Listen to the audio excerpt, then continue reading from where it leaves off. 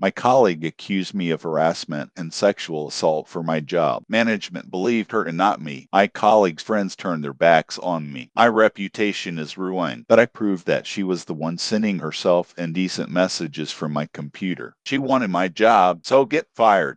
All names have been changed for privacy. I'm 34 years old and live in Chicago, Illinois. Until 6 months ago, I was a senior sales manager at TechVision Solutions, a large tech company. My salary was $140,000 per year. I had a team of 8 people, and I was on my way to becoming a CEO. I'm currently unemployed. My name comes up first in Google when searching for sexual harassment TechVision. Friends stopped calling. My wife filed for divorce. All because of one woman's lies. My name is David Collins. This is my story. I work at TechVision for 5 years. I started as a regular sales manager and rose to senior manager in 3 years. I had a great relationship with the team, excellent sales figures, and no complaints. In January of this year, our sales director, Michael, announced he was retiring in June. A director position is opening up. It pays over $200,000 annually, covers 3 departments, and includes an 8th-floor office. David, you're my first choice, Michael told me privately. Prepare a presentation for the board in May. I was over the moon. I told my wife, Sarah. We celebrated with champagne. We planned to buy a bigger house. There were 8 people on my team. 7 were professionals. They got the job done. No drama. The 8th was Ashley Gardner. Ashley joined the company 3 years ago. She's 28 years old, has an MBA from Northwestern, is ambitious and smart. She's a strong salesperson. Her numbers have always been in the top 3 on the team. But she had a problem with boundaries. She was too friendly. She touched people on the shoulder during conversations. She was too insistent in inviting people out for drinks after work. She commented on their appearance. David, that tie suits you. You look good today. I ignored it. I thought it was just her communication style. This day, when Michael announced his resignation, Ashley came into my office. Congratulations on your promotion, she said. Thank you, but nothing has been officially decided yet. Everyone knows you will get the position. You deserve it.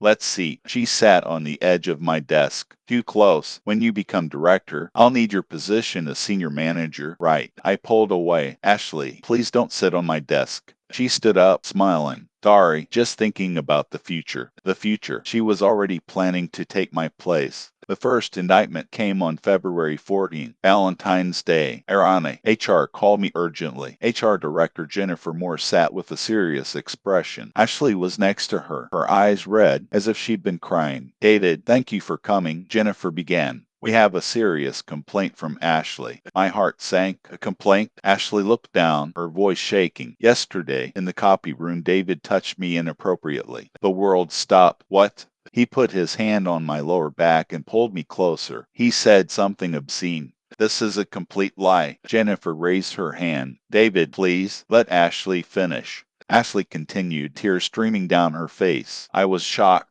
I said stop and ran out. I couldn't sleep all night, but I had to report it. It was harassment. Jennifer, that's a LIE. My voice was too loud. I wasn't in the copy room yesterday. You were, Ashley interjected quietly, around 3 o'clock in the afternoon. At 3 o'clock in the afternoon, I was in a meeting with a client. Johnson and Associates, in their office on Michigan Avenue. Jennifer checked her computer. Do you have confirmation? Yes, check my calendar. The meeting was from 2 to 4. I couldn't be in the office at 3. Jennifer clicked the mouse. Silence. Then, indeed, there's a meeting on the calendar with Johnson and Associates, 200-400 p.m. Ashley looked confused. Maybe it was a different time. I don't remember exactly. You just said about 3 o'clock. I pointed out. Jennifer sighed. Ashley, David has an airtight alibi for this time. Are you sure of the date? Maybe it was the day before yesterday. I'm confused. I was working from home the day before yesterday. I had it. Check Slack. All my messages are from my home IP. Jennifer looked irritated. Ashley, we need precise facts for the investigation. What date exactly? Ashley started crying harder. I don't know. I'm traumatized. I can't remember exactly. The meeting ended ambiguously. Jennifer said, let's investigate further, but her tone was skeptical. A week later, HR closed the complaint. Insufficient evidence. inflicting testimony. I thought it was all over. I was wrong. Rumors spread quickly. By the end of the week, the entire office knew Ashley had accused me of harassment. My colleagues had a different take. Conversations died down when I walked into a room. Michael called me into his office. David, I know the accusation was false, but the board is concerned. They want to wait on your promotion. Wait, but the complaint is closed. I know, but they want to make sure there's no pattern. If nothing else happens in the next few months, the position is yours.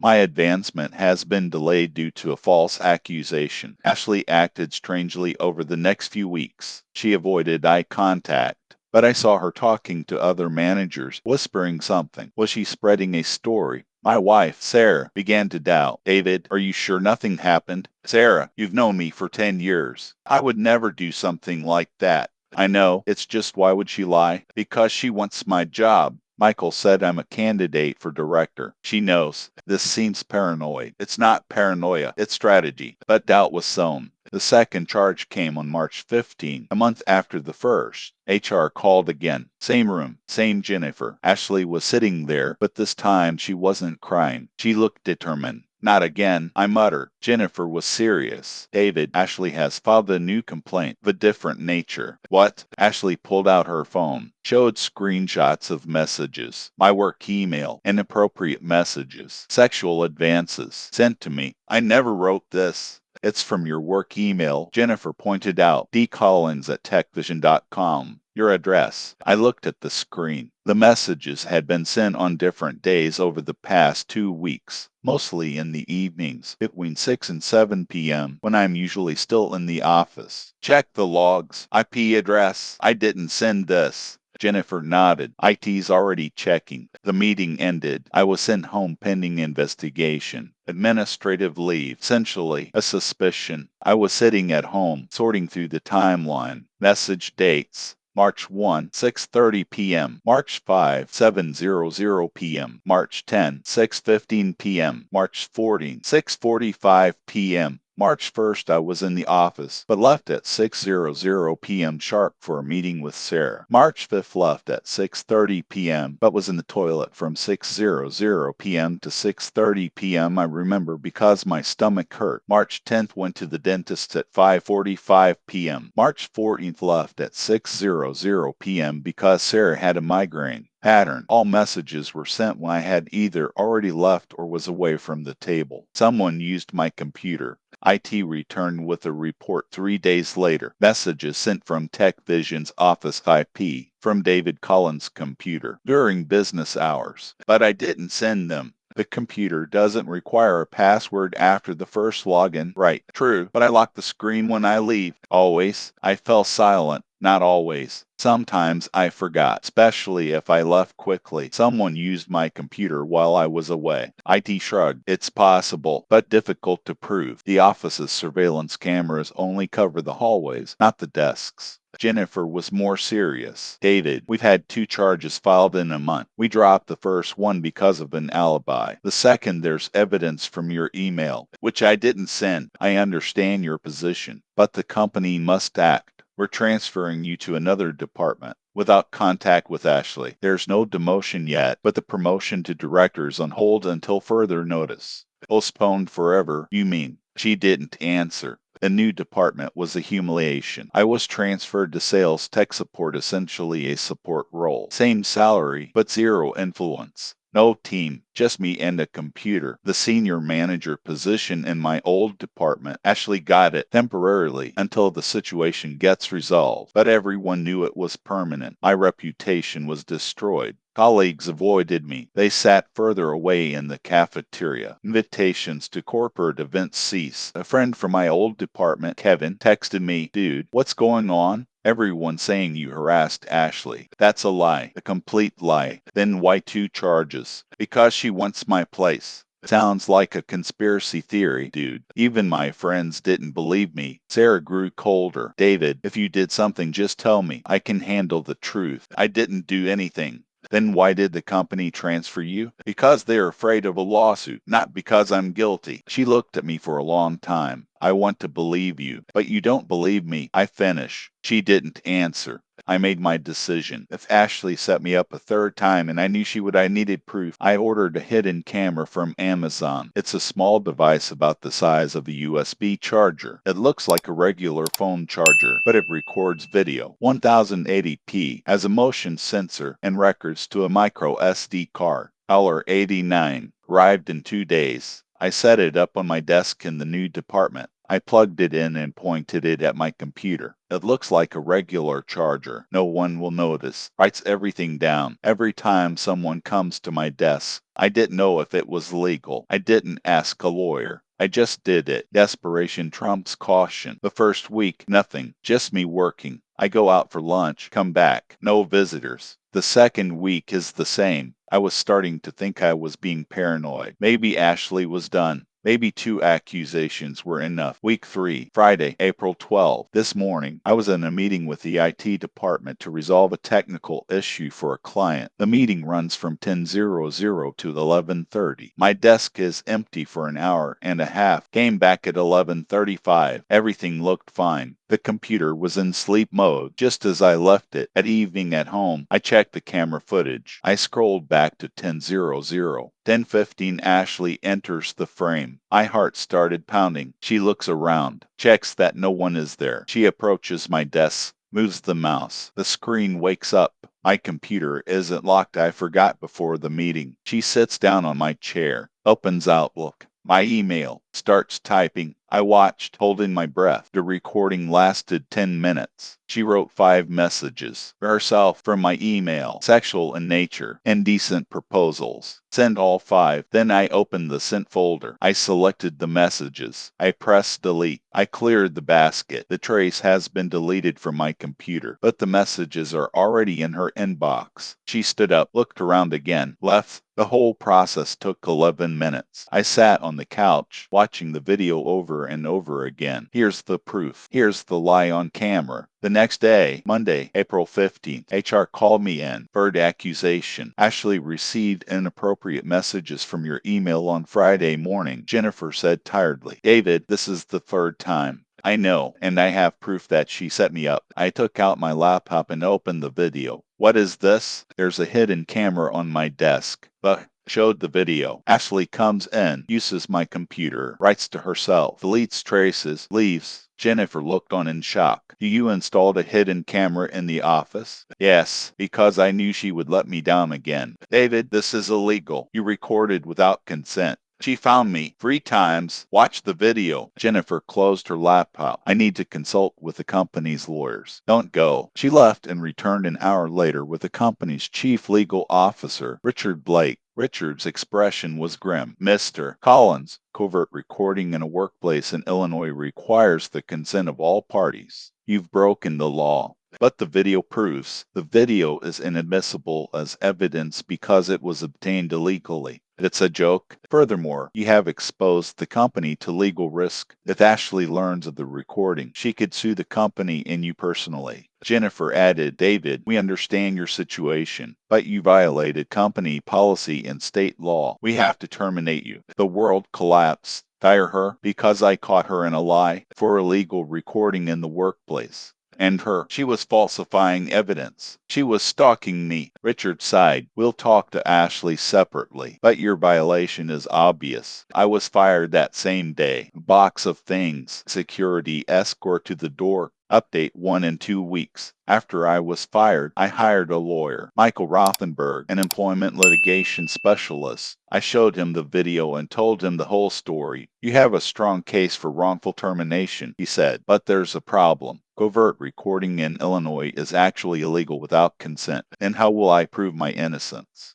The video can't be used directly in court, but it shows what happened. We can use it to put pressure on the company, the threat of a public scandal. Michael wrote a letter to TechVision. The gist of it was, our client is being falsely accused. We have evidence that Ashley Gardner fabricated the allegations. Either reinstate David with compensation or we'll go public. This is a PR nightmare for the company. TechVision responded a week later. Meeting. Negotiations. Michael, Jennifer, Richard Blake, and the company's CEO, Robert Finn, were sitting in a conference room. Robert was blunt. We investigated the situation after your letter. We interviewed Ashley. We checked her computer and email, and we found draft messages on her computer. The very same obscene messages she allegedly received from you. The drafts were dated the day before they were received. She prepared them in advance. Validation. Finally, we also checked badge logs when employees entered different areas of the office. Ashley entered your area while you were in meetings.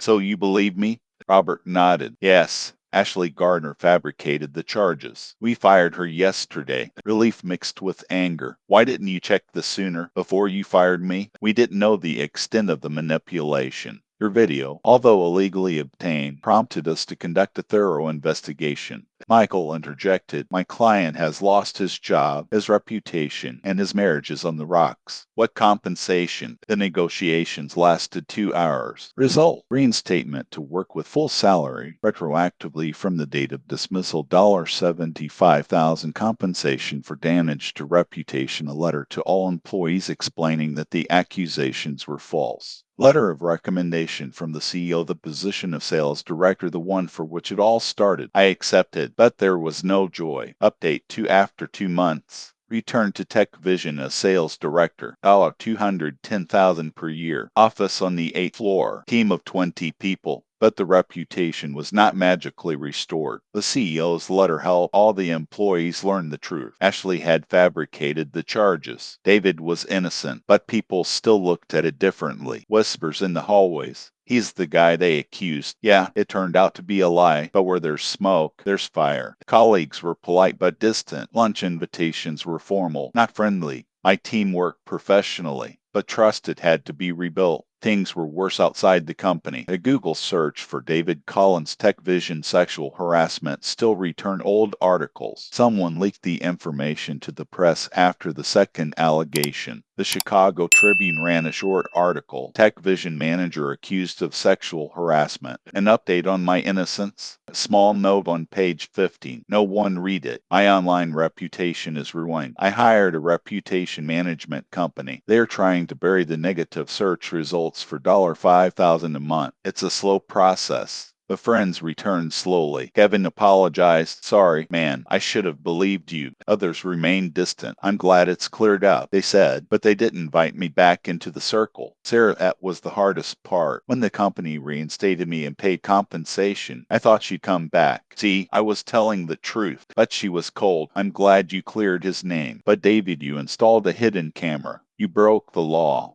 To prove innocence, you could have just left the company, find another job. Instead, you became paranoid. I was desperate, I know, but I don't recognize you. For the last few months, you've been obsessed with revenge, with proof. You've lost yourself. She filed for divorce in July. The papers arrived at my new office. Incompatibility of characters. Property Division 50/50. I didn't fight. I signed. Update 3 after 6 months. It's October now. 6 months since I returned to TechVision. The work is stable. The department's performance is good. The team functions professionally, but there's no closeness. I'm the boss. They are subordinates, not friends. My online reputation is slowly improving. The reputation management company has been successful. The first page of Google now shows my professional achievements, sales articles, and a letter of recommendation from the CEO. Old articles about harassment are on the second page, but rumors persist in the industry. At a conference last month, a colleague from a competing company asked, "Are you that David from TechVision? What's the situation?"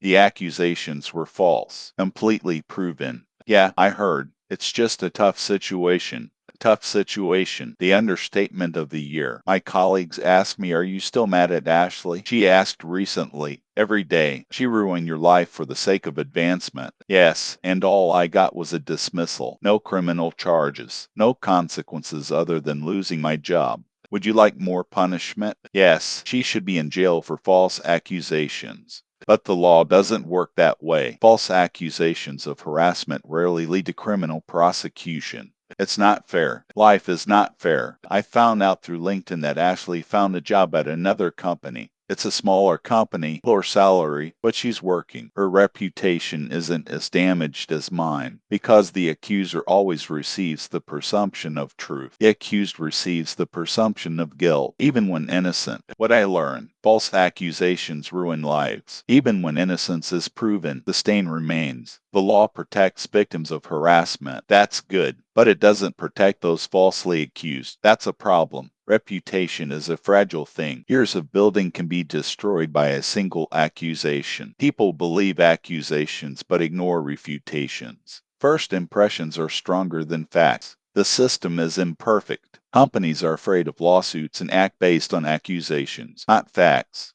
Now I'm focusing on the future, new professional goals, perhaps changing companies in a year, starting somewhere without any baggage. My story is not unique. Thousands of men and women are falsely accused every year. I was lucky. I had resources, a lawyer, a camera, evidence. Many don't have that. And now questions for you, friends. Asterisk, was David right to install a hidden camera, even knowing it was illegal? Should Ashley be criminally liable for making false accusations, or is dismissal sufficient? Is it fair that David's reputation was permanently damaged, even after being proven innocent? Is TechVision at fault for not investigating the allegations more thoroughly from the start? Do you think Sarah should have divorced David after his innocence was proven? Should companies have harsher penalties for false harassment allegations? What would you do if you were David? Accept your dismissal or install a camera too? Speech balloon. Leave your thoughts in the comments! Thumbs up like if this story resonated with you. Bell subscribe to the channel so you don't miss new stories.